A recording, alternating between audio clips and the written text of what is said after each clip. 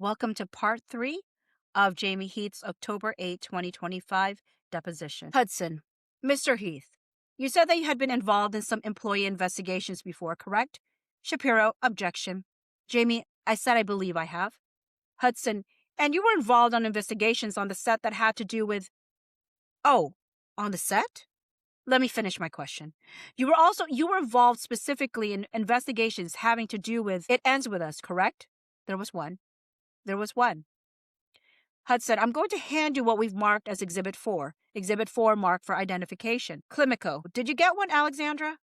Hudson, Exhibit 4 is an email from between Jamey Heath and several other participants, dated April 27, 2023, bait stamped Heath _48499.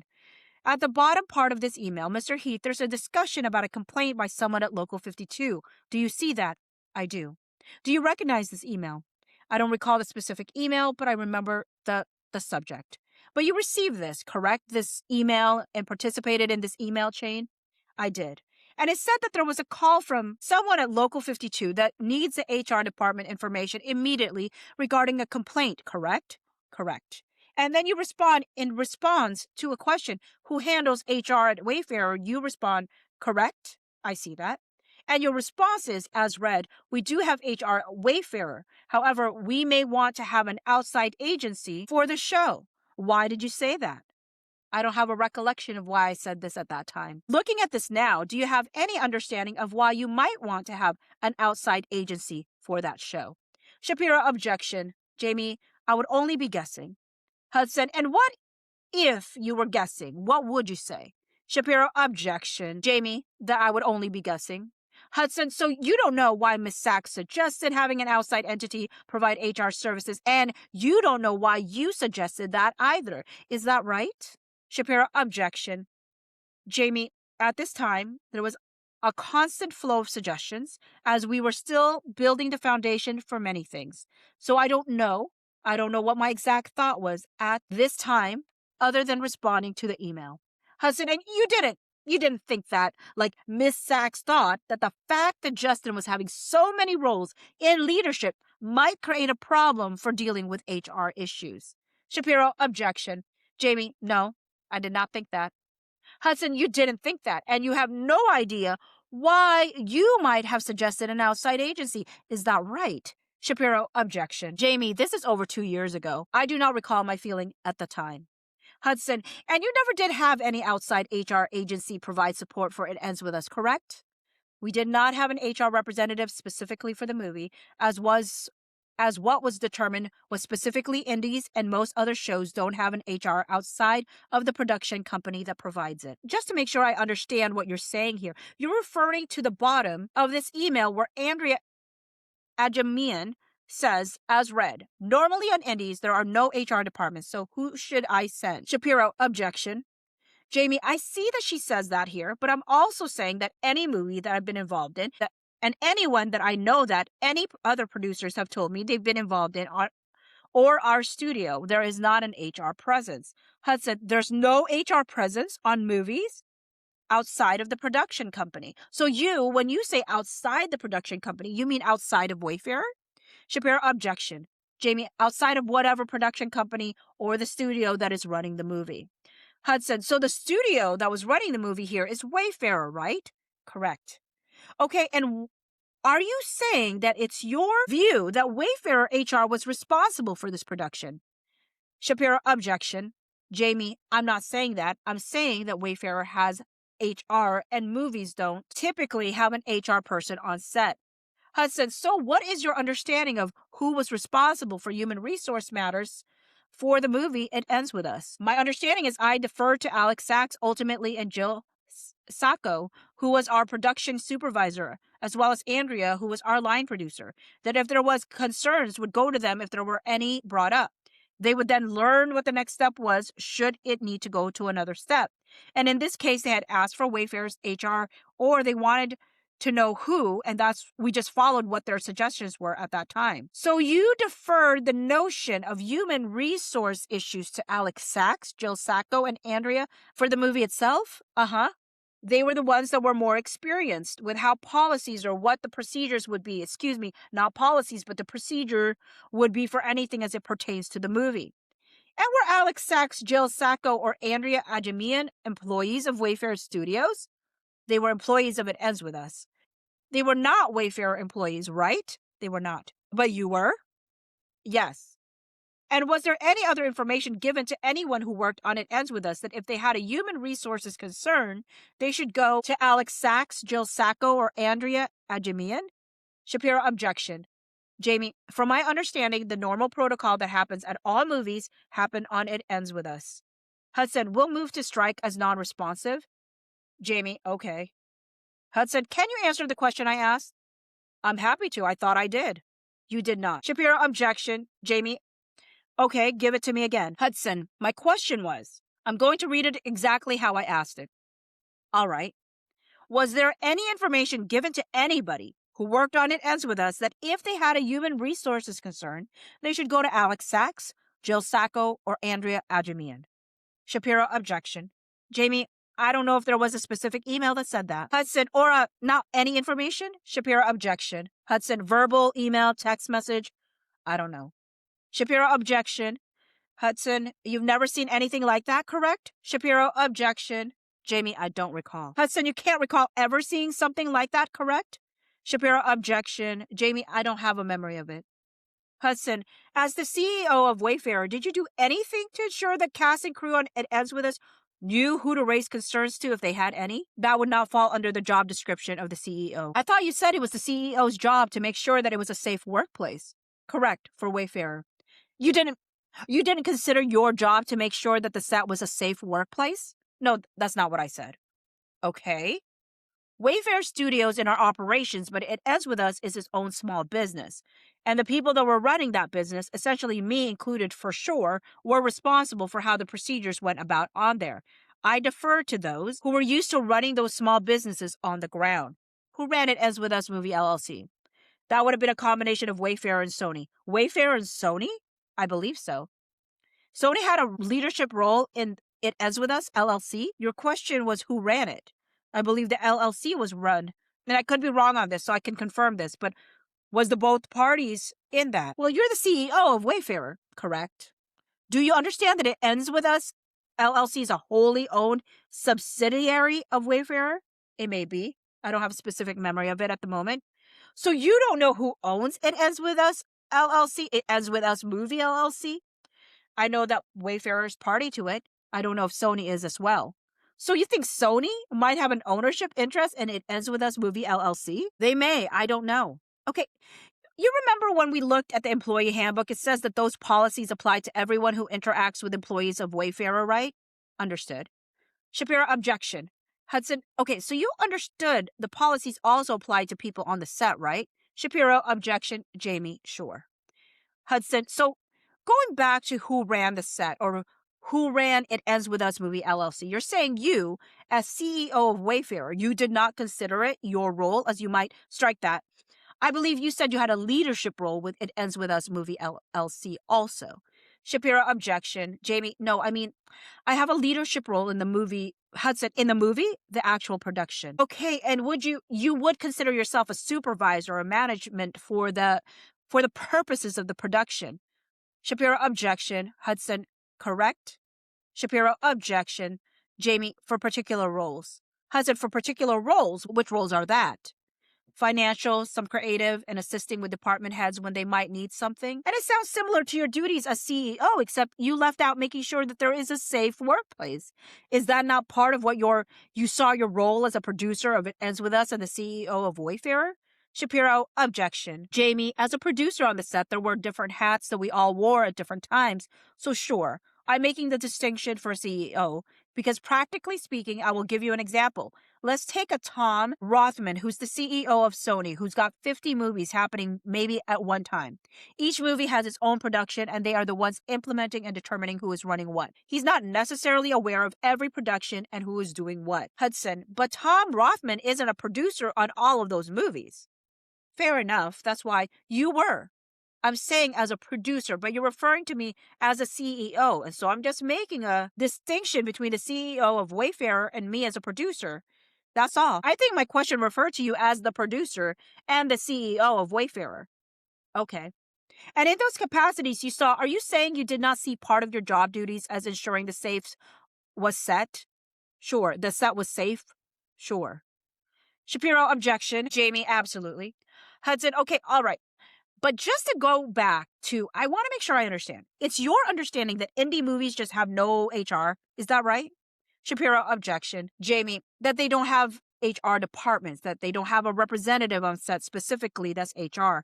Hudson, that they don't have any human resources representatives? Shapiro, objection. Jamey, that typically there are, the understanding is that you would go to one of your supervisors, production supervisor, or the line producer, or the AD. Also on call sheets, there are numbers of hotlines, and also you have your unions, such as SAG, and so on. Hudson, do you know whether there was a hotline provided to anybody who worked on It Ends With Us to call regarding human resources matters? I believe there was a hotline on all the call sheets that went out regarding if there was concerns of any matters, that there was a line. If there was a hotline, who answered that? I don't know. You don't know who answered the hotline? I do not. Did Wayfarer pay for someone to answer the hotline? Wayfarer didn't, but It Ends With Us would have. It Ends With Us would have. Were you responsible at all for any of the financial management of It Ends With Us? On a top level. At a top level. Okay, do you have any recollection of ever authorizing or paying someone to man a hotline for the movie It Ends With Us? No, I would not have seen that specifically. You would not? And sitting here today, you don't know if that had actually happened, right?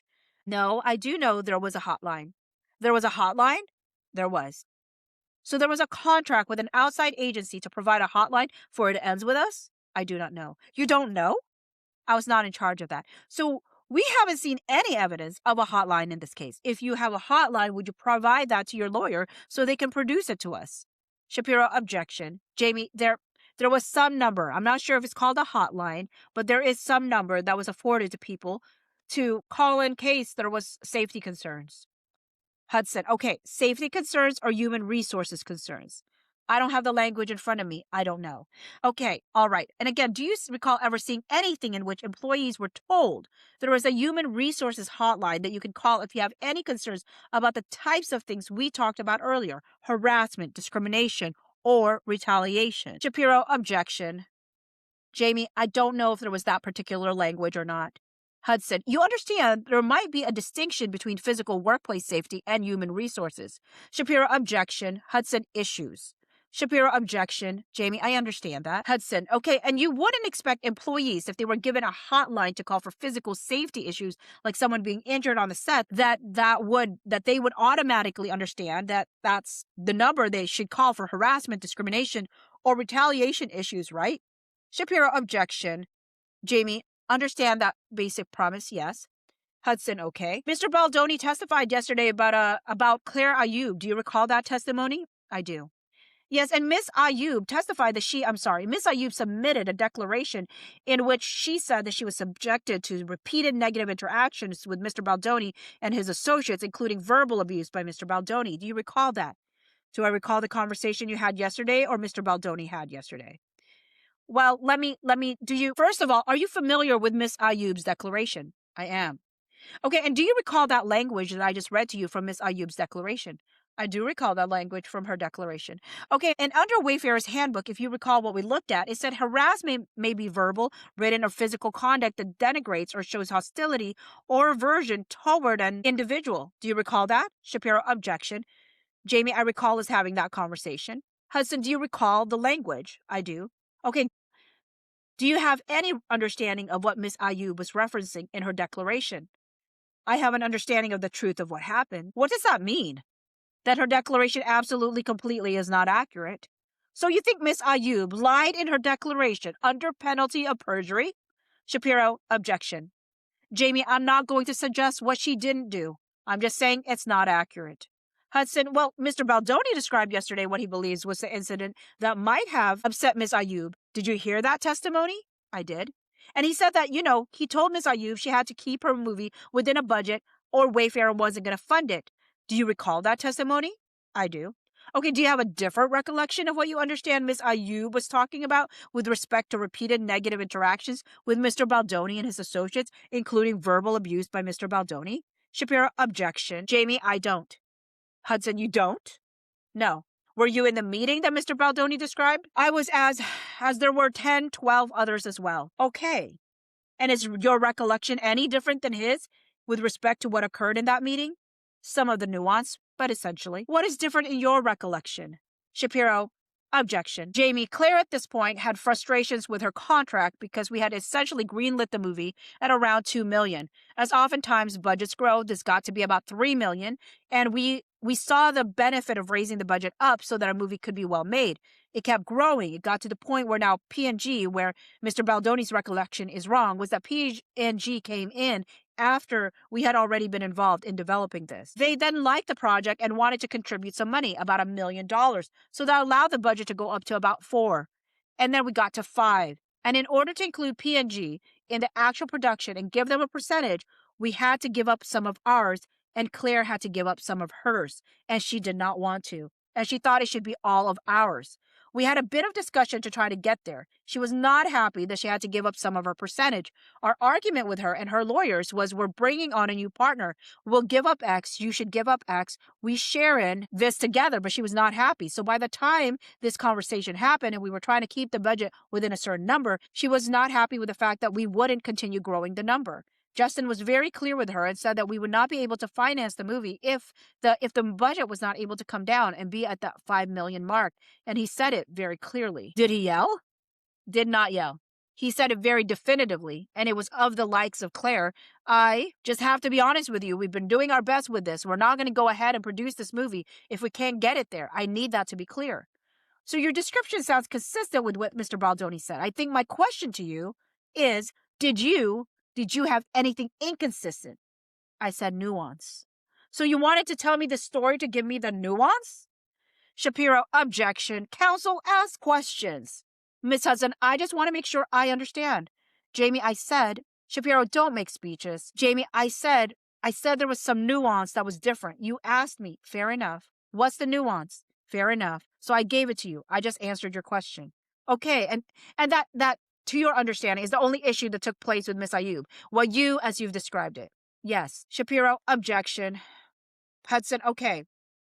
And it is the case that Miss Ayoub asked that Mr. Baldoni not be involved in Empire Waste's marketing or public relations efforts as far as you understand. Shapiro, objection. Jamey, that came in September of 2024 after there was chatter online about It Ends With Us. And she was concerned that the chatter might have an impact on her movie and she didn't want to associate with it. Hudson, did she also ask that Mr. Baldoni not come to the set of Empire Waste? Never once. So that is not true? That's just a lie that Miss Ayoub was telling us? That is something the first time we ever heard. Expressed. I don't know the date, but years later. And when you say years later, Shapiro, objection. Jamey, within the last 6 months, year or something. She said something to Ashmi in the marketing. No, this would have been in September of 24. She said something that she didn't want Justin to post something, I believe it was.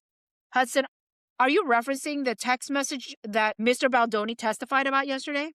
I don't know what text message that was. Okay, so she had conveyed to Ashmi that she didn't want him to promote the movie based on what was going on. And in that, she also expressed, which I heard for the first time, or anyone had heard for the first time, where she said something he was banned from set. But I'm sure if you do more investigation, you will see that there is nothing that leads for you to believe that. I'm helping you with that one. Okay, there was also testimony by Mr. Baldoni and also Mr. Sarowitz about Shane Norman. Do you recall that? I do. Mr. Baldoni, Mr. Sarowitz claimed that Mr. Norman, there were multiple complaints from multiple women about his behavior towards them. Do you recall that? I do. And there was an investigation conducted, is that right? There was. By some outside entity, is that right? Yes. And were you involved in overseeing that? I was not involved in overseeing it. Did you have any involvement in that? This was prior to Wayfarer Studios, into the merge of Wayfarer Studios, or not the merge, into the formation of Wayfarer Studios and part of the closing of entertainment. So when this began, I was not at Wayfarer Studios, but I became involved because it was trailing into me joining. I see, and it turned into a lawsuit, right? You can say that. Mr. Norman sued Wayfarer, correct? He did. And he also sued Mr. Baldoni, correct? He did. And have you seen his lawsuit? I have. And you know his lawsuit does not reference complaints about women, complaints by women, or an investigation or a termination related to those issues. Shapiro, objection. Jamey, I don't recall what's in his lawsuit.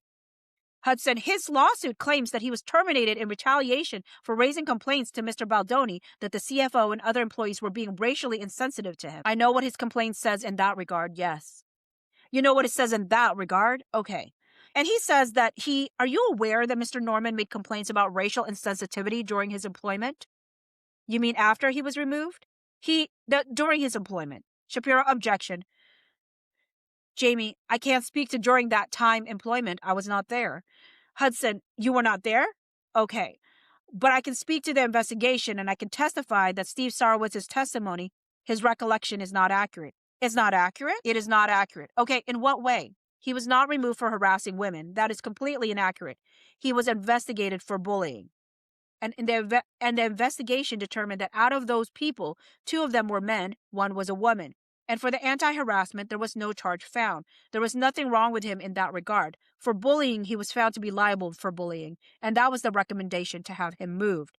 So his recollection is confused with I think a lot. So while we might ask to see that investigation, because I think that was one of the things we asked for, were documents regarding prior complaints and that we can see for ourselves. Shapiro, objection. Can you stop making speeches? Just ask questions, please. Hudson, I was going to ask him if Shapiro, just ask your questions. Hudson, yeah. Shapiro, ask questions. Hudson, thank you. Thank you. I appreciate it. Jamey, and I'm sorry. Hudson, yeah. And I know that he ended up suing, yes, us for racial discrimination, a black man hired and fired by black women. After he was removed for the reasons why I said. Okay, you said you were involved in the negotiation of the agreement with Sony for It Ends With Us. I was. Okay, and did you sign that agreement? I did. Okay. Ms. Hudson, I'm going to hand you a document. We're going to mark Exhibit 5. Exhibit 5, mark for identification. And this should be very simple. Okay. My only question for you here is, is this agreement between Sony and Wayfarer for It Ends With Us LLC? Well, I don't see a signature on it. So if you turn to the page that's bait stamped SPE_BL000049, ending in 49, you will see signatures. Okay, I see it now. And what do you recognize what the signature under Wayfarer Studios LLC as yours? I do. And do you also see the signature under It Ends With Us Movie LLC as yours? I do. And you see this document identifies you as the president of both of these entities? I see it. And were you in fact the president of It Ends With Us Movie LLC? Apparently so. Okay, and do you recognize that? Is this agreement between Wayfarer and Sony for It Ends With Us LLC? I would have to spend some time reading it to authenticate whether or not it is. What is in here that you feel would help you understand whether it was that agreement? The entire document? Shapiro, objection. You think you need to read the entire document to understand if this is the agreement? I would have to verify that the entire document is what it is before I could verify to you that it is the agreement.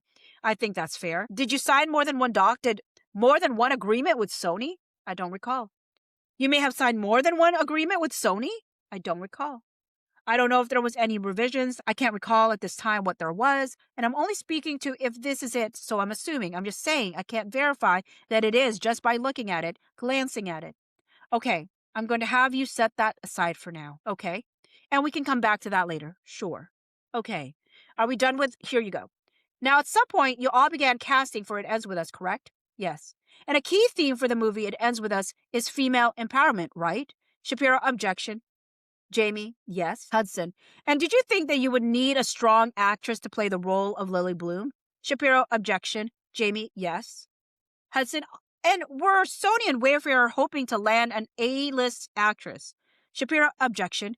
Jamey, I think it's more nuanced than that, but eventually we came to the understanding that that was what we were seeking. Hudson, and yesterday Mr. Baldoni testified that, Wayfarer was excited to what Miss Lively could bring to the film along with her husband and best friend. Shapiro, objection. Jamey, I don't understand the question. Along with whose husband?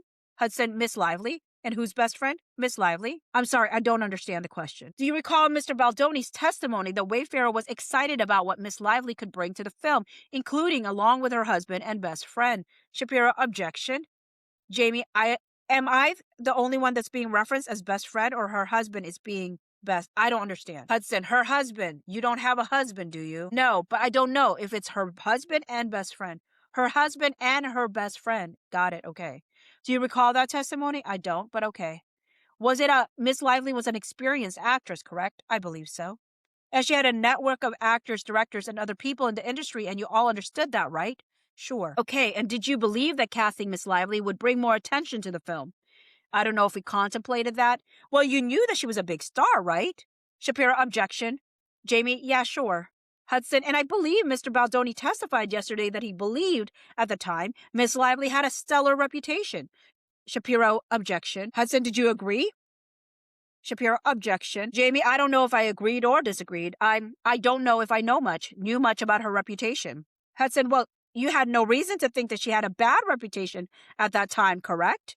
Shapiro, objection. Jamey, I had heard through several people that she was a little high maintenance.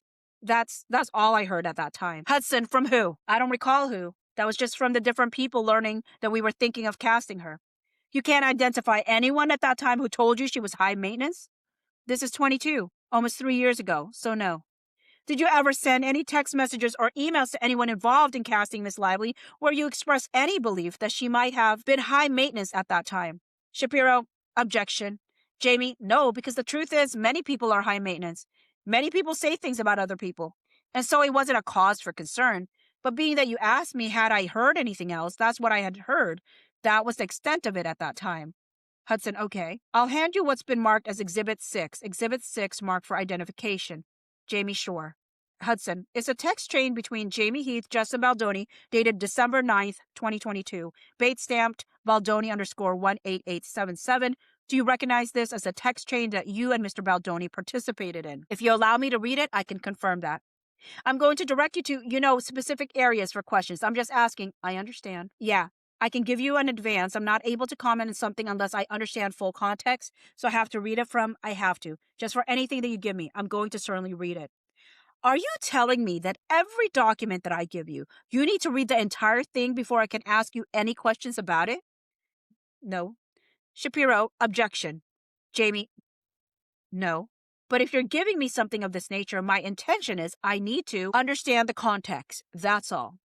Hudson, I don't. Right now, I'm only asking you if you recognize it as a text chain between you and Mr. Baldoni. It appears to be yes.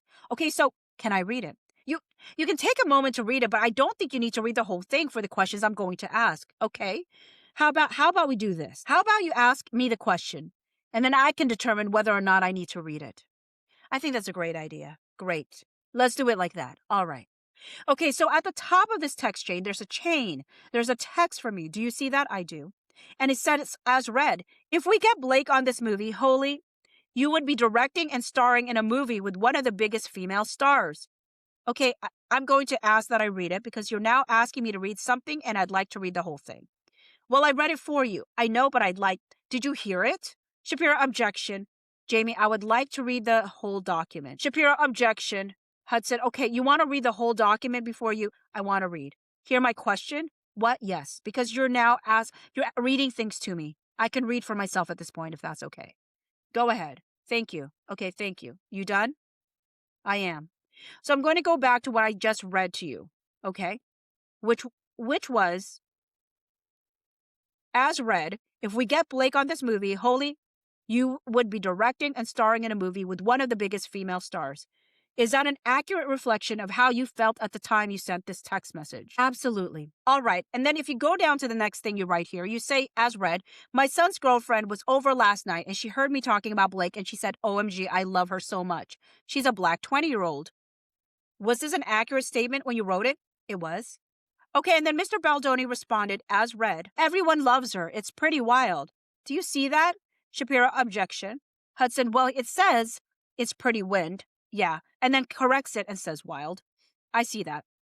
So, and you understood that it was his view at that time that everyone loves Blake, right? Yes, I see that. And then you concur, so wild, right? I do. Okay, and so you all were excited about the notion of getting Blake Lively to star in this movie, right? That's not a simple yes or no for me in your question. We were excited for a host of reasons. One of them was we were excited in getting someone that could add a lot of value to it, and she was certainly at that point one of them. So yes, I may have over-explained and I apologize. Yeah, we were excited that Blake was on it. And in fact, you made some accommodations to ensure that she could have the role, right? Shapiro, objection. Jamey, we had to make the accommodations in order for Miss Lively to take on the role, correct? It was a condition, so we had no choice. but to make the accommodations. Well, you could have gone with someone else, couldn't you?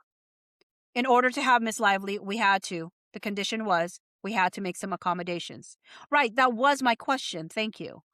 I don't know if that was exactly your question, but okay.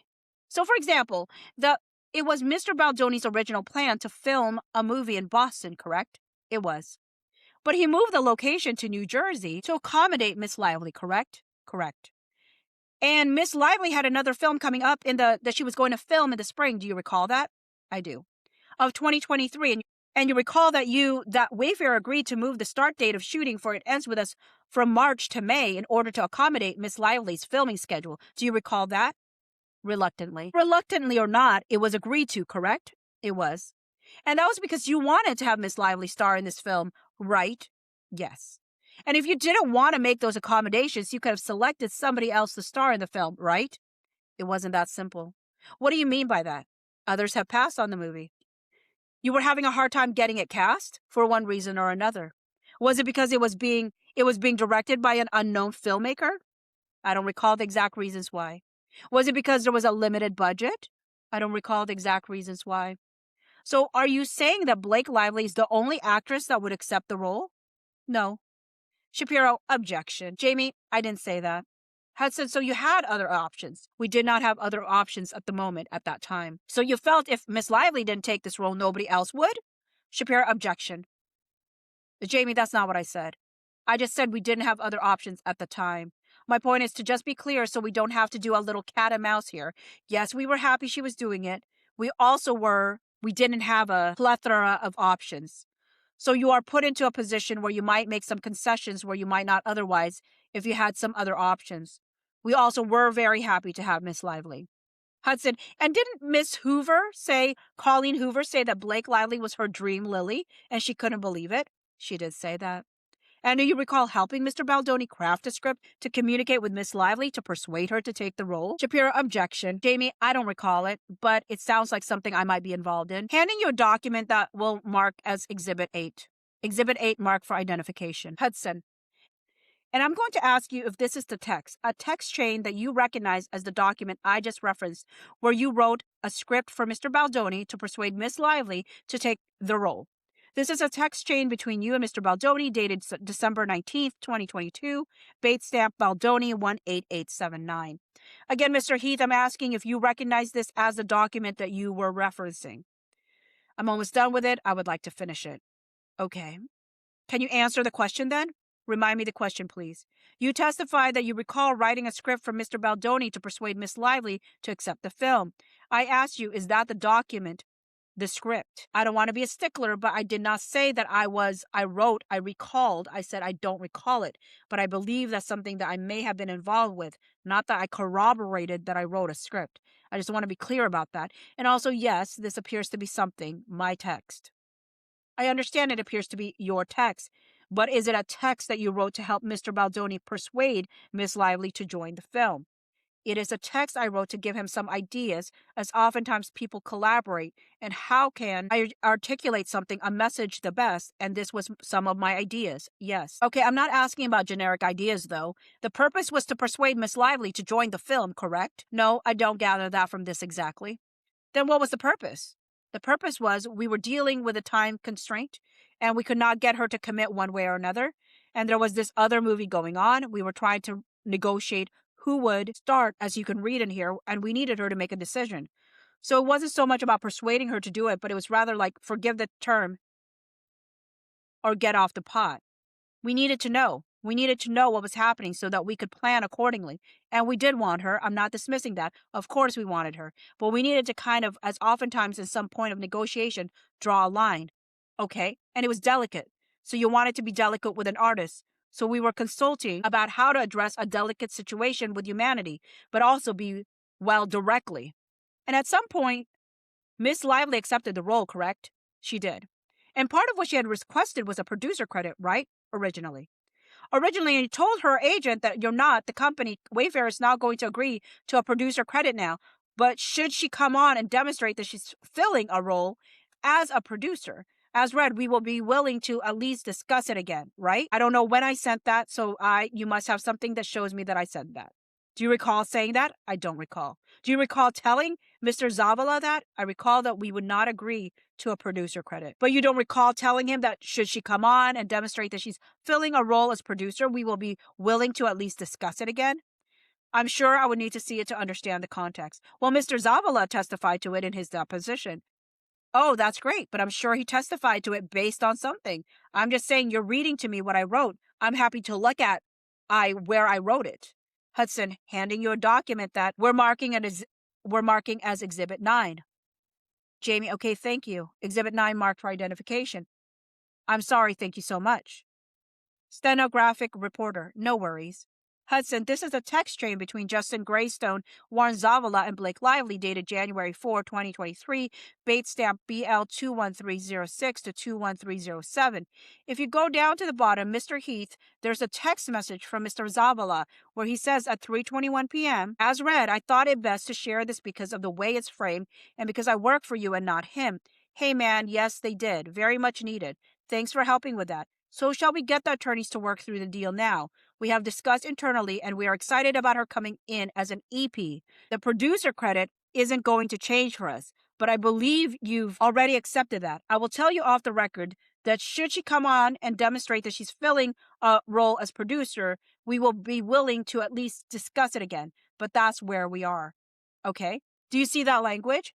Now, Mr. Zavala testified at his deposition that this was a communication from you that he cut and pasted into this text. Do you recall that? I'm happy to talk about this, but I also want to state on the record what I'm reading is something that he sent to her.